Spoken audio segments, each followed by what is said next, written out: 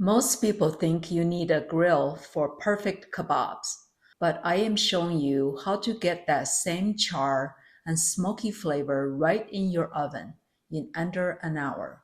Welcome to Lay's Kitchen, where flavors are without borders. Today we're making lamb kebabs with mixed veggies. I start by trimming and cutting the leg of lamb into bite-sized chunks, about 1.5 inches in size. Then I chop the bell peppers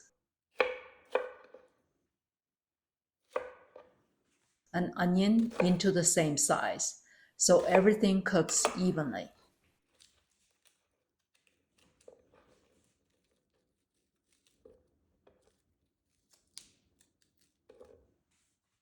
Next comes the Cuban Mojo marinade.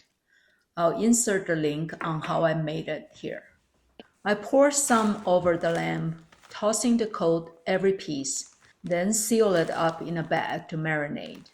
2 hours is great, but overnight is even better for the deeper flavor. I repeat the same steps with the vegetables, so they pick up the same citrusy garlic kick too. When it's time to cook, I grab my skewers. The veggies get threaded by alternating peppers and onions, colorful like a rainbow. For the lamb, I use 2 skewers side by side, so the chunks stay steady while they broil.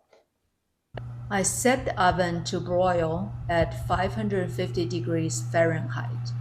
The lamb goes in the middle rack for about 10 minutes.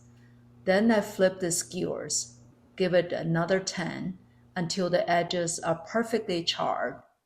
After cooking, I let the lamb rest.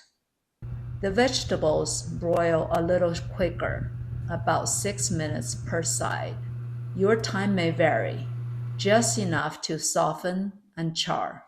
While waiting for the lamb to cook, I quickly set the table with the 3 sides: tomatillo salsa, pickled red onion I had in the fridge, and freshly made pita bread.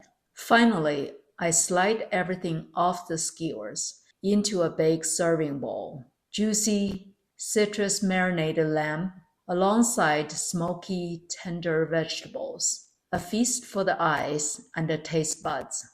That's my mojo lamb kebabs. Juicy, citrusy lamb with charred peppers and onions, piled high and ready to tear into. I am serving it with pillowy homemade pita, a bright tomatillo salsa, and a pop of pickled red onion. Fresh, bold, and addictively good. If you loved this, please check out how I made pita bread from scratch and tomatillo salsa with a twist. Both videos are queued up for you. Thanks for watching. Bye for now. Please check in the description below for ingredients, step-by-step cooking instructions, and links to products frequently used in my videos.